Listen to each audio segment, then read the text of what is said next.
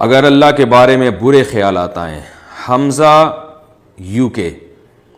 میرے دل میں اللہ کے بارے میں برے خیالات آتے ہیں جو کہ میں زبان پہ نہیں لانا چاہتا. اس صورتحال میں کیا کروں؟ واہ بھائی واہ، زبان پہ تو لانا چاہتے لیکن آپ نے باقاعدہ ویڈیو بنا کے مسئلہ بھیج دیا اور پھر ریٹن فارم میں ہمارے ایڈمن نے اس کو لکھ کے بھی بھیج دیا. تو دیکھو بھائی، یہ ایمان کی علامت ہے. حدیث سے یہ بات ثابت ہے کہ اگر آپ کے دل میں برے خیالات آ رہے ہیں اللہ کے بارے میں، نبی کے بارے میں، اسلام کے بارے میں، اور آپ اس پہ پریشان ہو رہے ہو، تو یہ ایمان کی علامت ہے. ایمان کی علامت اس لیے ہے کہ اگر آپ واقعی بے ایمان ہو چکے ہوتے تو آپ ان خیالات پہ پریشان نہیں ہوتے بلکہ خوش ہوتے. دیکھو، جس کا اللہ پر ایمان نہیں ہوتا تو وہ اس کو جب اللہ کے بارے میں برے خیالات آتے ہیں نا، جیسے ایتھیسٹ لوگ ہیں اور ملحد لوگ ہیں جو اللہ کو مانتے ہی نہیں ہیں، یا اللہ کو مانتے ہیں مگر اللہ کی ماننا پسند نہیں کرتے بلکہ وہ ماننا نہ ماننا برابر ہے، تو ان کے سامنے جب کوئی اللہ پہ اعتراضات کرے یا ان کے دل میں اللہ کے بارے میں برے خیالات ہیں تو وہ پریشان نہیں ہوتے بلکہ وہ اور کفر میں مضبوط ہوتے ہیں. تو یہ جو آپ کو پریشانی ہو رہی ہے نا، یہ پریشانی اس کی علامت ہے کہ آپ کا ماشاءاللہ اللہ پر ایمان بھی ہے، اللہ کے رسول صلی اللہ علیہ وسلم پر ایمان بھی ہے، اسلام پر بھی آپ کا ایمان ہے. کیونکہ یہ ایمان ہے تو آپ کو جب اس ایمان پہ کوئی چیز ڈاکہ ڈال رہی ہے تو آپ کو تکلیف ہو رہی ہے. تو تکلیف اس کی علامت ہے کہ آپ کو ایمان سے محبت ہے، اللہ سے محبت ہے، اس کے رسول صلی اللہ علیہ وسلم سے محبت ہے. تو یہ جو خیالات آ رہے ہیں نا، یہ شیطانی وسوسے ہیں، یہ شکوک و شبہات نہیں ہیں. ان وسوسوں کا علاج یہ ہے اعوذ باللہ من الشیطان الرجیم پڑھا کریں.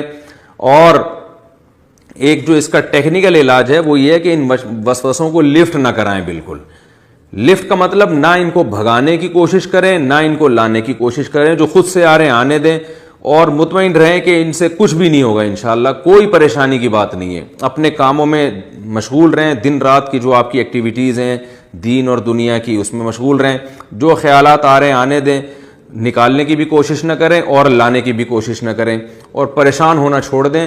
بلکہ یہ سوچ کے خوش ہوا کریں کہ اگر جو غیر اختیاری پریشانی ہو رہی ہے اس پہ آپ کو انشاءاللہ ثواب بھی ملے گا. تو لہذا ان کو نہ زبان سے ادا کریں، نہ ان کو لکھ کے دیں، نہ ان کے بارے میں کسی سے سوال پوچھیں، اور ان کو لفٹ کرانا چھوڑ دیں. کیونکہ شیطان جو ہے نا، جب اس کو فری کرانا چھوڑ دیں گے آپ تو پھر وہ آپ کو بھی تنگ کرنا چھوڑ دے گا.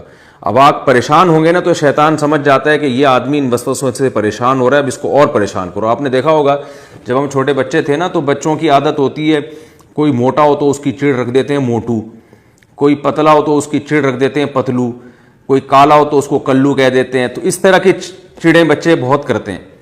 تو اب ہم نے دیکھا اسکولوں میں ہم دیکھتے تھے کہ جو بچہ کسی خاص نام سے چڑھتا ہے نا تو دوسرے بچے پھر اس کو اور زیادہ چھیڑتے ہیں. اب کوئی موٹا ہے تو بچے اس کو کہتے ہیں موٹو، اس کو آئے گا غصہ تو پھر بچے خوش ہوتے ہیں، پھر اور بار بار موٹو کہتے ہیں اور بار بار موٹو کہتے ہیں. تو وہ بیچارہ موٹا جو ہے نا وہ ٹینشن سے پتلا ہو جاتا ہے یہ موٹو کا لفظ سن کے. تو اس کا علاج یہ تھا کہ بھائی وہ لفٹ نہ کرائے. وہ کوئی موٹو کہہ رہا ہے تو بھائی کہنے دو. تو بچے جب دیکھیں گے اس کو تو ٹینشن ہی نہیں ہو رہی، تو بچوں کا تو مقصد یہ تھا نا ٹینشن دینا. جب وہ دیکھتے ہیں کہ اس کو ٹینشن ہو ہی نہیں رہی ہے تو وہ پھر اس کو موٹو کہنا ہی چھوڑ دیتے ہیں، تمیز سے نام سے پکارتے ہیں اس کو. تو یہ انسان کی فطرت ہے، عادت ہے. شیطان کی بھی یہ فطرت ہے کہ وہ وسوسے ڈالتا ہے اور دیکھتا ہے جو پریشان ہو رہا ہے نا وسوسوں سے اس کو اور پریشان کرو، اور جو پریشان نہیں ہو رہا پھر وہ شیطان اپنی فائلیں لپیٹ کے چلا جاتا ہے، کہہ رہا ہے کسی اور پہ ٹرائی کرو. بھائی وہ شیطان کے پاس بھی اتنا ٹائم تھوڑی ہے کہ وہ ایک ہی آدمی پہ سارا زور لگا دے. وہ کہہ رہے بھائی جہاں دال گلے گی وہاں گلاؤ، جہاں نہیں گل رہی تو کچھ اور کسی اور پہ ٹرائی کرو پھر. تو یہ بالکل ایسے ہی جیسے عاملوں کے معاملے میں، جنات کے معاملے میں جو زیادہ جنات کو فری کراتے ہیں نا، زیادہ ڈرتے ہیں وہ یہ نہ ہو جائے اور یہ والا تعویذ اور وہ والا تعویذ، وہ جنات پریشان بھی انہی کو کرتے ہیں. جو زیادہ ان چکروں میں نہیں پڑتے وہ جنات ان کو پریشان بھی نہیں زیادہ کرتے. تو بالکل اسی طرح وسوسوں کو بالکل لفٹ نہ کرائیں.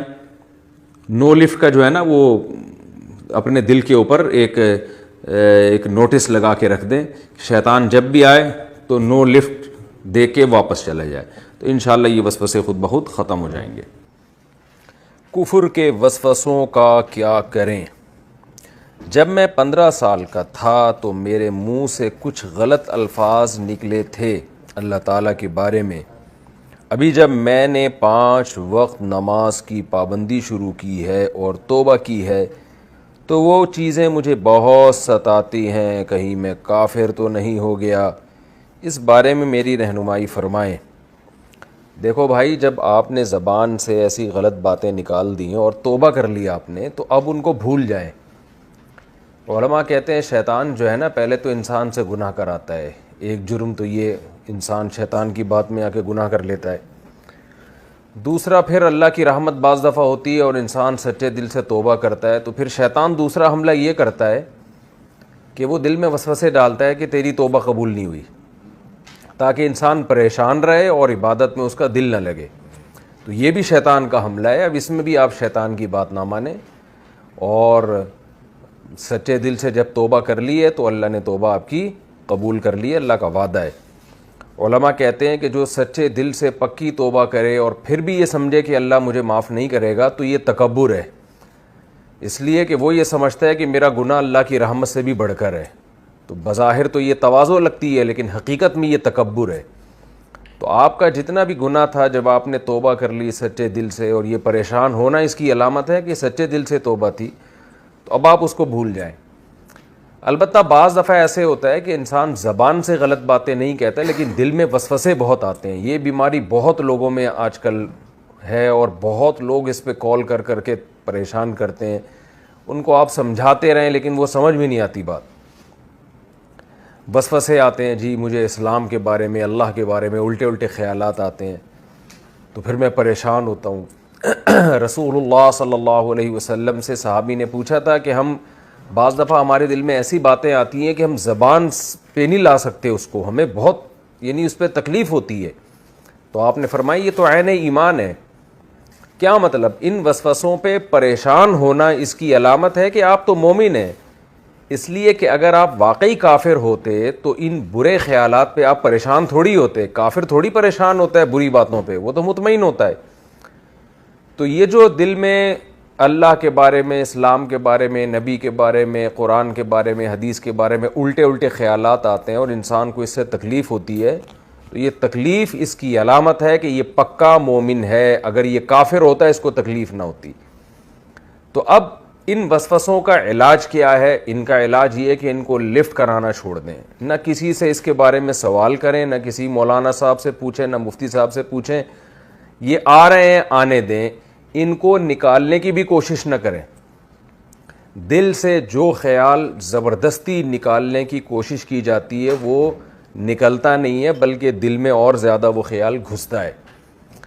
تو ان وسوسوں کا علاج یہ ہے کہ آنے دیں، اور جو خود سے آ رہے ہیں آنے دیں، جان بوجھ کر بیٹھ کے سوچیں نہیں، جو آ رہے ہیں آنے دیں، اور تسلی رکھیں کہ اس سے آپ کو انشاءاللہ کوئی نقصان نہیں ہوگا، کیونکہ اللہ تعالیٰ نے یہ معاف کیے۔ لا یکلف اللہ نفسا الا وسعها، اللہ نے ہمیں ہماری طاقت سے زیادہ کا مکلف نہیں بنایا۔ دل پہ کس کا اختیار ہوتا ہے؟ ہاں، زبان سے غلط بات نہیں کرنی ہے، اپنے اعضاء اور جوارح سے، اپنے جسم سے برائی نہیں کرنی ہے، اور جو غیر اختیاری چیزیں دل میں آتی ہیں ان سے کوئی فرق نہیں پڑتا۔ اس طرح جب اور اپنے آپ کو بزی کریں، مصروف کریں۔ بعض لوگوں کو طلاق کے وسوسے شروع ہو جاتے ہیں، اس میں بھی ایک بہت بڑی ٹینشن ہے۔ شادی ہوئی اور بس کہیں میں طلاق نہ زبان سے نکال دوں، کہیں یہ نہ ہو جائے، تو پاگل ہو جاتے ہیں سوچ سوچ کے وہ۔ تو بھائی اپنے آپ کو دوسرے کاموں میں مشغول کریں۔ کوئی پاگل نہیں ہے جو خود بخود منہ سے زبان سے اس کے طلاق نکل جاتی ہے، اور لاکھوں کروڑوں لوگ شادی شدہ زندگی گزار رہے ہیں، تو ایسے تو خود بخود سب کے منہ سے نکلتی رہتی طلاقیں۔ تو اس لیے کچھ بھی نہیں ہوتا، اپنے آپ کو بزی رکھنا ہے، مصروف رکھنا ہے، تاکہ یہ وسوسے خود بخود انشاءاللہ ختم ہو جائیں گے۔ اور ختم نہ بھی ہوں تو ٹینشن نہ لیں، اس کی یہی اس کا علاج ہے، اور ٹینشن نہ لینے سے ہی ختم ہوں گے، یہ ٹینشن سے ختم نہیں ہوتے۔